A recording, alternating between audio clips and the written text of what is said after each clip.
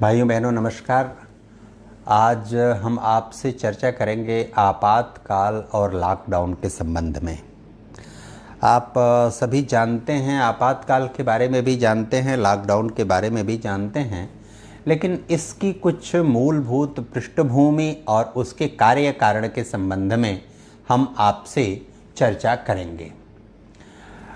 वह जो पृष्ठभूमि है और कार्य कारण है उसकी संक्षेप में मैं आपसे चर्चा करता हूँ। आप सब जानते हैं कि इंदिरा गांधी जो जवाहरलाल जी की पुत्री थी, उनका जन्म 1917 में हुआ था। आप ये भी जानते हैं कि महात्मा गांधी से उनकी भेंट 1931 में तब हुई थी जब मोतीलाल नेहरू अर्थात उनके ग्रैंडफादर का देहांत हुआ था। आप ये भी जानते हैं कि 1934 में जवाहरलाल जी ने इंदिरा जी का शांति निकेतन विद्यालय में, जो गुरुदेव रविंद्रनाथ ठाकुर के द्वारा स्थापित शांति निकेतन है, वहाँ उनका एडमिशन कराया। वो तीक्ष्ण बुद्धि की तो थी। रविंद्रनाथ ठाकुर चूँकि जवाहरलाल जी की बेटी हैं, मोतीलाल नेहरू जी की पोती हैं, इसलिए उन्होंने उनका ज़्यादा संज्ञान लिया, ज़्यादा चिंता किया और उनकी पढ़ाई लिखाई शिक्षा को प्राथमिकता पर रखा। और उन्होंने ही उनका नाम प्रियदर्शनी रखा। और प्रियदर्शनी नाम रखने के साथ साथ रविंद्रनाथ ठाकुर, एक और पृष्ठभूमि मैं बता देता हूं कि मोतीलाल नेहरू 31 में उनका निधन हुआ, रविंद्रनाथ ठाकुर 1941 में उनका निधन हुआ। लेकिन भारत के इतिहास में महत्वपूर्ण वर्ष 1861 है। 1861 में मोतीलाल नेहरू, गुरुदेव रविंद्रनाथ टैगोर और महामना मदन मोहन मालवीय तीनों विभूतियों का एक वर्ष जन्म हुआ था।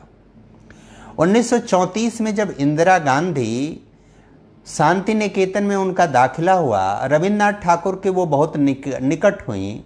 रविंद्रनाथ ठाकुर ने उनका नाम प्रियदर्शनी रखा, लेकिन उनके इंदिरा जी के कार्य व्यवहार आचरण को लेकर रविंद्रनाथ ठाकुर बहुत दुखी हुए और उस दुख का परिणाम यह हुआ कि एक वर्ष के अंदर ही उनको शांति निकेतन से निष्कासित कर दिया गया। इस बात को कहीं बताया नहीं जाता। बताया ही जाता है कि 1934 में वहाँ से निकलने के बाद वो इंग्लैंड चली गई। इंग्लैंड गई, उनको पढ़ाई में बहुत सफलता नहीं मिली, बैडमिंटन स्कूल में एडमिशन लिया और आदि आदि बहुत सारी चीज़ें। लेकिन एक सच्चाई यह है कि 34 में जब निष्कासित किया गया तो वो बहुत ज़्यादा डिप्रेशन में, तकलीफ़ में रहने लगी और तनाव में रहने लगी। जवाहरलाल जी ने उनकी भेंट 34 में पुनः महात्मा गांधी से कराया। और महात्मा गांधी के जब वो निकट गई तो उस निकटता का ही परिणाम था कि उनकी फिरोज गांधी से भेंट हुई। और महात्मा गांधी से जो इमोशनल अटैचमेंट हुआ, वो इमोशनल अटैचमेंट कुछ हद तक फिरोज गांधी पर शिफ्ट हुआ। दुर्भाग्य यह भी रहा कि 1935 यानी उसके एक सवा वर्ष के बाद उनकी माताजी जवाहरलाल जी की पत्नी का भी देहांत हो गया।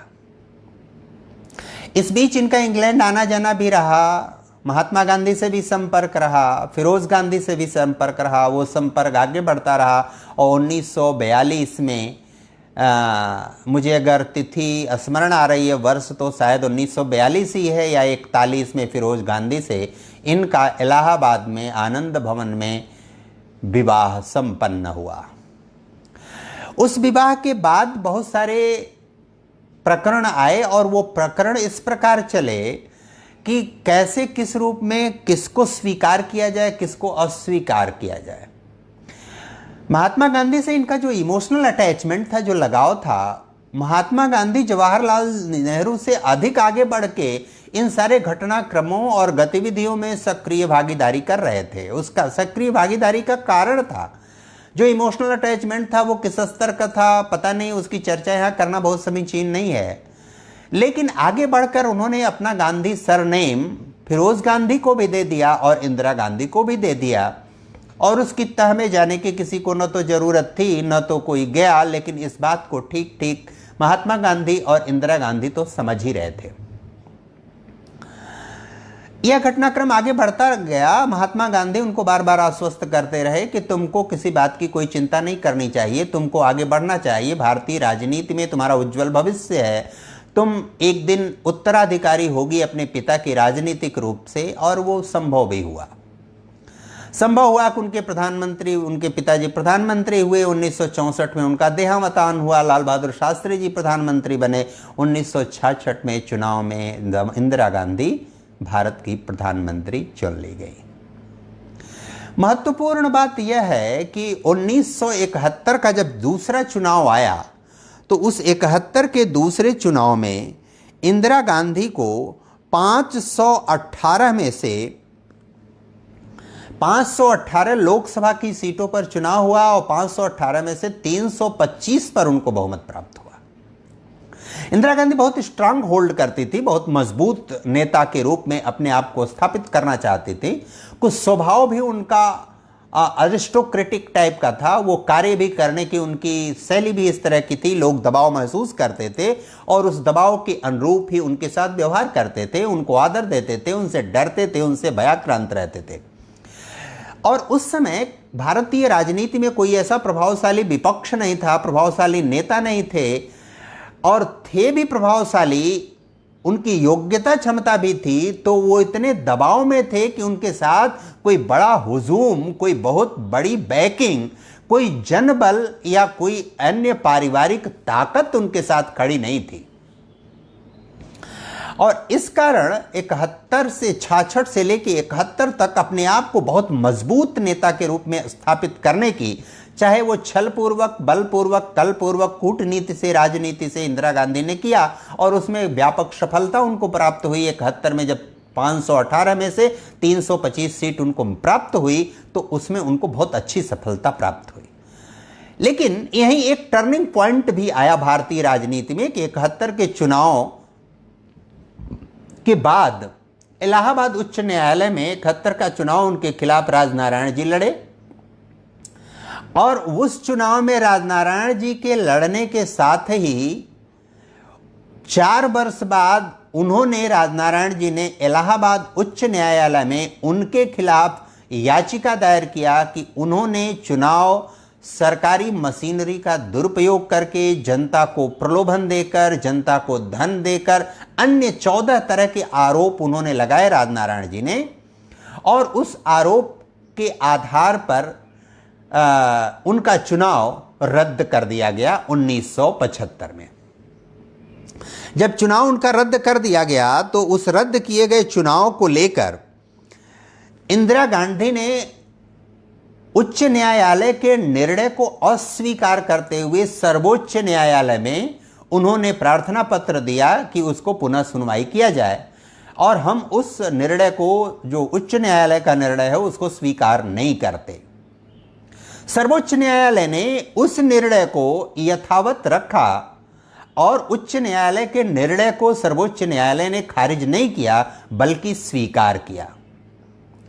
इंदिरा गांधी के अहम भाव को जो ठेस प्राप्त हुआ, अपने निजी जीवन में, निजी कैरियर में, अपने पढ़ाई लिखाई में जो उनको असफलता मिली, जो असुरक्षा का बोध था, जो उनका पारिवारिक बैकग्राउंड का अहंकार और दंभ था, जो इंदिरा गांधी के पास महत्वाकांक्षा थी, उस महत्वाकांक्षा की पूर्ति वहां न होने पर वो राजनीति में पूरा करना चाहती थी, और इस कारण उच्चतम न्यायालय से हारने के बाद सर्वोच्च न्यायालय गई। सर्वोच्च न्यायालय से हारने के बाद उन्होंने 21 माह के लिए भारतवर्ष में आपातकाल लागू कर दिया गया। वह आपातकाल जो लागू किया गया भारत में 21 महीने के लिए, परमेश्वर नारायण हक्सर जो उनके निजी सहायक थे, एक तरह से प्रधानमंत्री कार्यालय में ही पूरी सरकार चलती थी, पूरी व्यवस्था चलती थी। 2-3 लोग, कहा जाता है कि आपातकाल के 3 दलाल गांधी, विद्या, बंसीलाल, संजय, विद्या, बंसीलाल, संजय यानी संजय गांधी, विद्या यानी विद्याचरण शुक्ल मध्य प्रदेश छत्तीसगढ़ वाले, और बंसीलाल यानी बंसीलाल हरियाणा के पूर्व मुख्यमंत्री कांग्रेस के। पीएन हक्सर निजी सहायक के रूप में कार्य करते थे। सारी योजना रचना आर.के. धवन से लेकर ये सब लोग करते थे। सरकार, मशीनरी और बाकी व्यवस्था का कहीं कोई बहुत मूल्य नहीं था। कहीं ठीक प्रकार से वो संचालित नहीं हो रही थी, ठीक से चल नहीं रही थी। 21 महीने के आपातकाल जब लगा तो भारत के अति महत्वपूर्ण नेताओं जयप्रकाश नारायण और लोहिया जी को, अशोक मेहता को, मोरारजी देसाई को, लालकृष्ण आडवाणी को, अटल बिहारी वाजपेयी को, ये जो उस समय के महत्वपूर्ण राजनीति में नेता थे अखिल भारतीय स्तर पर, इनको गिरफ्तार करके जेल में डाल दिया गया। जो आपातकाल का विरोध कर रहे थे उनको कुचला गया, दबाया गया। प्रेस पर सेंसर लगा दिया गया कि प्रेस में, यानी जो मेन स्ट्रीम मीडिया है या इलेक्ट्रॉनिक मीडिया है, इलेक्ट्रॉनिक मीडिया का बहुत जमाना उस समय था नहीं, लेकिन मेन स्ट्रीम मीडिया में प्रिंट मीडिया महत्वपूर्ण रोल अदा करता था, उस पर सेंसर लगा दिया गया। रेडियो से सरकार जो अनाउंस करेगी वही समाचार माना जाएगा, उसी को स्वीकार करना चाहिए, वही आधिकारिक चीज है। यह जो हिटलर के सहायक गोएबल्स ने जो हिटलर को बताया था, ठीक वही प्रक्रिया भारत में लागू की गई और 21 वर्ष का जो आपातकाल भारत ने झेला, देखा, समझा, बूझा और उसका जो प्रभाव भारत पर पड़ा, भारत की राजनीति पर पड़ा, उसको अगर ठीक से आप मूल्यांकन करेंगे तो भारत के इतिहास में वह काला अध्याय के रूप में जाना जाता है, माना जाता है। व्यक्ति की, नागरिक की, मीडिया की, यानी सभी क्षेत्रों की स्वतंत्रता और एक तरह से कहा जाए तो न्यायालय की भी स्वतंत्रता बाधित कर दी गई थी, उसको दबा दिया गया था, उसको नष्ट कर दिया गया था, उसको समाप्त कर दिया गया था। एक साथ उच्च न्यायालय के निर्णय को अस्वीकार कर दिया गया, एक साथ सर्वोच्च न्यायालय के निर्णय को अस्वीकार कर दिया गया। न केवल अस्वीकार कर दिया गया बल्कि उसी के तत्काल बाद आपातकाल लागू कर दिया गया। सारे अधिकार अपने अधीन कर लिए गए, नागरिक स्वतंत्रता को छिन्न भिन्न नष्ट कर दिया गया, प्रेस की आज़ादी स्वतंत्रता को छिन्न भिन्न कर दिया गया और देश एक विकट रास्ते पर चल पड़ा। परिणाम हुआ 1977 में, फिर जब उन्होंने देखा कि इसका यह विरोध बहुत भारी पड़ेगा, मेरे लिए बहुत संकट होगा, उस संकट के कारण 1977 में इंदिरा गांधी इतने अधिक दबाव में आ गईं कि उस दबाव के परिणाम स्वरूप उन्होंने आम चुनाव की घोषणा कराया। आम चुनाव की घोषणा के साथ ही राजनारायण पुनः उनके खिलाफ चुनाव लड़े और चुनाव ही नहीं लड़े बल्कि उनको रायबरेली से परास्त किया। परास्त ही नहीं किया, मोरारजी देसाई देश के प्रधानमंत्री नियुक्त हुए। लगभग 2.5 वर्ष वो प्रधानमंत्री रहे, 2 वर्ष, और उस प्रधानमंत्रित्व काल में आपसी फूट, खींचतान और इसी अजीत सिंह जी के पिता चरण सिंह जी के बगावती तेवर के कारण और कांग्रेस के सहयोग करने के कारण मोरारजी देसाई की सरकार गिर गई और कांग्रेस के सहयोग से चरण सिंह जी इस देश के प्रधानमंत्री नियुक्त हुए। चरण सिंह जी के साथ हुआ आम धारणा, आम जनता, सामान्य जन, कम पढ़ा लिखा समाज भी भारतीय समाज ठीक से जानता, समझता और उसका विश्लेषण करता है। हमारे आप सबके किसी भी तरीके से उस विषय में जाने की फिलहाल और डिस्कशन की, चर्चा की कोई आवश्यकता नहीं है। इस विषय को लेकर जब चर्चा चलती है, इसके विस्तार में यहां मैं बहुत नहीं जाऊंगा, लेकिन भारत के इतिहास में शायद अंग्रेजों के द्वारा भारत के लोगों का जो दमन किया गया, जो कुचला गया, जो पीड़ा दी गई, जो तकलीफ दी गई, उससे अधिक भारत की चुनी हुई सरकार द्वारा भारत के लोगों की अस्मिता को, उनकी मर्यादा को, उनके मौलिक अधिकारों को, उनकी नागरिक स्वतंत्रता को और नागरिक स्वतंत्रता के कारण उनके प्रस्तुत किए जाने वाले अधिकार से पूरी तरह वंचित कर दिया गया। वह काला दिन भारत देख चुका है। उसका अगर आप तुलनात्मक अध्ययन करेंगे तो धारा 370 और 35A हटाने के समय वो देश के पक्ष में किया गया एक निर्णय था। जम्मू कश्मीर में जिस प्रकार की सरकार ने प्रतिबंध लगाए, वह प्रतिबंध उस आपातकाल के प्रतिबंध का 1/100वां हिस्सा भी नहीं था। लेकिन हाय तौबा ऐसा मचाया गया, ऐसा उसके विरोध में स्वर उठाया गया कि वह स्वर बहुत दुख देने वाला था। देश का विरोधी स्वर था, देश का प्रतिपक्षी स्वर था, देश की वैचारिक पृष्ठभूमि और आधारशिला का विरोधी स्वर था। उसके भी विस्तार में मैं नहीं जाऊंगा, क्योंकि साल भर लगभग 8-9 महीने पहले देश के समूचे लोग, सभी लोग, नौजवान बंधु बांधव, बुजुर्ग लोग, पढ़े लिखे लोग, अनपढ़ गंवार लोग, सभी लोग उस चीज को देख सुन समझ रहे थे। उस पर भी इस समय विस्तार में जाने की कोई आवश्यकता नहीं है। लेकिन आज जब मोटे तौर पर हम मान लें कि 21 मार्च से भारत में लॉकडाउन है, कुछ मीडिया के लोग, कुछ भारत विरोधी स्वर उठाने वाले लोग, कुछ वर्तमान व्यवस्था का विरोध नाहक करने वाले लोग, केवल विरोध के लिए विरोध नहीं होना चाहिए। अगर आपके पास पर्याप्त और उचित कारण हो तो उसका विरोध करिए। आप अगर आज की परिस्थिति का विरोध कर रहे हैं तो यह परिस्थिति किसी सरकार के द्वारा, किसी व्यक्ति के द्वारा, किसी भारत के नागरिक के द्वारा, वर्तमान व्यवस्था के द्वारा, वर्तमान राजनीति के द्वारा खड़ा किया गया यह विपदा नहीं है। कोरोना या कोविड-19 जो संकट खड़ा हुआ है, यह वैश्विक संकट है। भारत के बाहर के लोगों के द्वारा खड़ा किया गया है। भारत के बाहर के लोग और भारत में रहकर भारत के साथ भीतरघात करने वाले लोगों ने इस संकट को थोड़ा हिंदुस्तान में बढ़ाया जरूर है।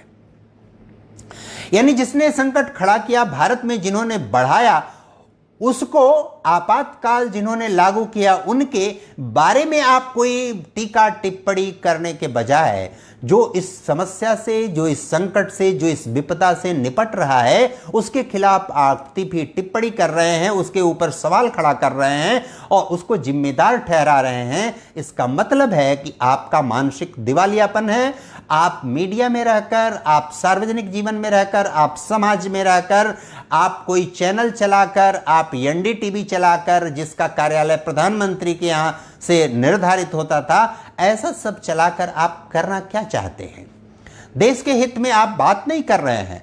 आप ऐसे लोगों की चर्चा वार्ता जरूर कर रहे हैं कि अगर दिल्ली मुंबई से जो मजदूर पलायन कर रहे हैं, वापस आ रहे हैं, उसमें अगर 10-5 हजार मजदूर पैदल चल दिए या समय से पहले चल दिए या वहां की सरकारों के गलतियों के कारण उनको पैदल चलना पड़ा, तो उसकी आप चर्चा कर रहे हैं। लेकिन जो हजारों लाखों की संख्या में 1000 से अधिक ट्रेनें चलाई गई हैं विशेष व्यवस्था के तहत, उनकी व्यवस्था की गई है, उसकी आप चर्चा नहीं कर रहे हैं। उनके पीछे माइक लेके नहीं दौड़ रहे हैं। जो अच्छा हो रहा है उसको भी दिखाने की आपको कोशिश करनी चाहिए। लॉकडाउन आपातकाल नहीं है। जो लॉकडाउन को आपातकाल कहते हैं, ऐसे चाहे वो पुण्य प्रसून हो, चाहे रवीश हो, चाहे विनोद दुआ हो, चाहे कोई भी हो, ऐसे पत्रकारों की संवेदनशीलता और मनुष्यता, उनकी समझदारी और संवेदना पर प्रश्नवाचक चिन्ह स्वाभाविक रूप से लगता है। यह संकट सरकार के द्वारा, व्यवस्था के द्वारा खड़ा किया गया संकट नहीं है। यह आपातकाल नहीं है। यह आपके लिए, जनता के लिए, व्यक्ति मात्र के लिए, नागरिक व्यवस्था को दुरुस्त करने के लिए, नागरिकों के जीवन को, व्यक्ति मात्र के जीवन को, समाज के गरीब अमीर सबके जीवन को सुरक्षित, संतुलित और व्यवस्थित रखने का यह प्रयास है। और इस प्रयास में आपको जो दिशा निर्देश दिया जाए, प्रधानमंत्री इस कालखंड में, लॉकडाउन में आपसे 4 बार हाथ जोड़कर अपील करते हैं और आप इसको आपातकाल कहते हैं। प्रधानमंत्री आपसे निवेदन करते हैं, आप इसको आपातकाल कहते हैं। प्रधानमंत्री धारा 144 भी देश में लागू नहीं होने देते, इस विपद परिस्थिति में आप उसको आपातकाल कहते हैं। ऐसे लोग जो आपातकाल लॉकडाउन को कह रहे हैं, इसका मतलब है कि उनको अपने ऊपर विश्वास नहीं है, उनको अपना जीवन प्रिय नहीं है, अपने समाज, अपने परिवार का जीवन प्रिय नहीं है, उनको अपने देश के नागरिकों का जीवन प्रिय नहीं है, उनको इस देश से प्रेम नहीं है, इस मातृभूमि से, इस मिट्टी, इस व्यवस्था से प्रेम नहीं। आप किस आधार पर, कैसे तुलना करते हैं? बहुत सारे ऐसे छुट भैये लोग, ऐसे बड़े पत्रकार कहे जाने वाले लोगों की बातों को तोड़ मड़ोड़ कर जब प्रस्तुत करते हैं तो उसको और भी भत्स बना देते हैं, सीधे आपातकाल पर ले जाते हैं। और आपातकाल आपातकाल आपातकाल लागू है। आपातकाल लागू अगर है, आप लिखित रूप में दीजिए कि मुझे इससे कोई मतलब नहीं है, मुझे इससे कोई भय नहीं है, मुझे कोरोना होगा तो मैं उसके लिए स्वयं उत्तरदायी रहूंगा, मेरा परिवार उत्तरदायी रहेगा, मैं मरूंगा तो मैं किसी को दोष नहीं दूंगा। यह शपथ पत्र आप अपने जिले के जिलाधिकारी को दीजिए। आप निकलिए, बाहर जाइए, चाहिए तो कोरोना पॉजिटिव के लोगों के साथ गले मिलिए, उनके साथ भोजन करिए, उनके साथ नाचिए, गाइए, खेलिए, कूदिए, सिनेमा देखिए, आप सब कुछ करिए, आपको कोई नहीं रोकने वाला है। लेकिन आप इतने बीभत्स और गंदे तरीके से किसी भी बात की फूहड़ तरीके से प्रस्तावना करना, उसको प्रस्तुत करना और देश की वास्तविकता को गलत दिशा में ले जाना, यह ठीक नहीं है। दुनिया आने वाले समय में किस दिशा में जाएगी, अर्थव्यवस्था दुनिया की किस दिशा में जाएगी, तृतीय विश्व युद्ध होगा कि नहीं होगा, यह सारे समय बताएंगे। मैंने एक बार निवेदन किया था कि जैसे सतयुग में जो युद्ध हुआ वो युद्ध मन से होता था, विचार से होता था, कृतित्व से होता था। अपने व्यक्ति के अच्छे व्यवहार द्वारा व्यक्ति दूसरे के गंदे व्यवहार को परास्त करता था। कोई झूठ बोलता था तो सत्य बोलकर उसको परास्त करता था, उसको सही दिशा में ले जाता था। उस समय युद्ध लड़ने का तरीका अलग तरह का था। एक बात और मैंने कहा था, उसके बाद त्रेता युग आया, धर्म के लिए धर्म का पालन करते हुए युद्ध लड़ा गया अधर्म से। उसके बाद द्वापर युग आया, द्वापर युग में अधर्म यानी आप जैसे लोग, वामपंथी लोग जो इस कुकर्म कर रहे हैं, अधर्मी लोग, ऐसे लोगों के वैचारिक रूप से जो घृणित कार्य कर रहे हैं, इनके विरुद्ध द्वापर युग में भगवान कृष्ण ने युद्ध लड़ा। अधर्म के विरुद्ध धर्म की विजय के लिए युद्ध लड़ा और उस धर्म ने अधर्म को परास्त करने के लिए आवश्यकता पड़ी तो अधर्म का भी सहारा लिया। यह कलयुग है। इस कलयुग में जो लड़ाई लड़ी जाएगी वह लड़ाई किसी भी हद तक जाकर यदि लड़ना पड़े तो आप जैसे कुत्सित विचार के लोगों के खिलाफ लड़ाई लड़ने वाले लोग, भगवान कृष्ण के अंश को धारण करने वाले लोग, उनको किसी भी रूप में स्वीकार करके अवतार लेने वाले लोग आएंगे इस पृथ्वी पर। आएंगे ही नहीं, आपसे लड़ेंगे, सारे सरंजाम के साथ लड़ेंगे, आपको परास्त करेंगे, क्योंकि धर्म की विजय जरूरी है। चाहे वो जैसे हो, जिस प्रकार हो, धर्म की जय होनी चाहिए। इसलिए इस कलयुग में इस तरह का युद्ध होगा। और यह युद्ध जैसे 20वीं शताब्दी में जो पहला महायुद्ध लड़ा गया, वह पहला महायुद्ध जल मार्ग और स्थल मार्ग से लड़ा गया। दूसरा विश्व युद्ध जल मार्ग, स्थल मार्ग और वायु मार्ग से लड़ा गया। और तीसरा महायुद्ध जो लड़ा जाएगा, जल मार्ग, स्थल मार्ग, वायु मार्ग और अदृश्य मार्ग, इन चारों से लड़ा जाएगा। इसलिए आपातकाल से इसकी तुलना न करिए। दुनिया में मानव और अमानव के विरुद्ध अगला युद्ध होगा और उस युद्ध में भारत का पक्ष मानवीय पक्ष होगा। इस बात को भी सबको स्वीकारना चाहिए, जानना चाहिए। हम बहुत अधिक चर्चा न करके आपसे केवल इतना निवेदन करना चाहते हैं कि देश को गलत मार्ग पर न ले जाइए। अच्छी चीज़ों की प्रशंसा करिए, उसके साथ खड़ा होइए। सत्ता किसी के लिए जीवन मरण का प्रश्न नहीं है। सत्ता किसी के पास अनंत काल तक रहेगी नहीं रहेगी, यह उसका कृतित्व और व्यवहार तय करेगा। इसलिए भारत के युवाओं से, भारत के नागरिकों से, भारत के समाज से मैं ये अनुरोध करूंगा कि जो ये मजदूर आ रहे हैं, उनको लेकर हाय तौबा खड़ा करने के लिए क्या दो दुष्चक्र रच रहे हैं। सरकार के विरुद्ध जो लोग षड्यंत्र कर रहे हैं, इसकी तुलना आपातकाल से जो लोग कर रहे हैं, लॉकडाउन को गलत तरीके से परिभाषित करने, गलत तरीके से संदर्भित करने की बात कर रहे हैं, लॉकडाउन समाज का विरोधी बता रहे हैं, लॉकडाउन को कुत्सित तरीके से परोसने का प्रयास कर रहे हैं, ऐसे षड्यंत्रकारियों से भले वे मुट्ठी भरी क्यों न हो, ऐसे लोगों से सावधान और सतर्क रहने की ज़रूरत है।